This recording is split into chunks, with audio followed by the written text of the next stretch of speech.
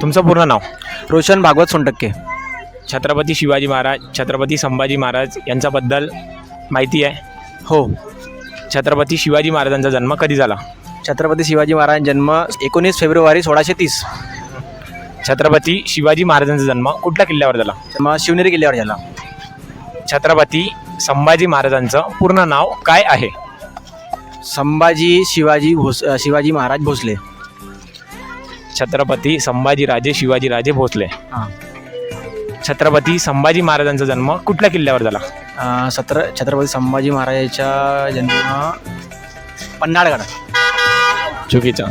छत्रपती संभाजी महाराजांचा जन्म पुरंदर किल्ल्यावर झालेला आहे. छत्रपती संभाजी महाराजांचं आईचं नाव काय आहे? सईबाई. तर तुम्ही येणाऱ्या पिढीसाठी छत्रपती शिवाजी महाराजांच्या विचारातून काय करू शकता किंवा करण्याचा विचार आहे? करण्याचा विचार म्हणजे महाराजांनी तर खूप काही केलं आपल्यासाठी, आपल्या देशासाठी, आपल्या समाजासाठी. पूर्ण 18 पगड जातीला सोबत घेऊन एक छत्र स्थापन केलं.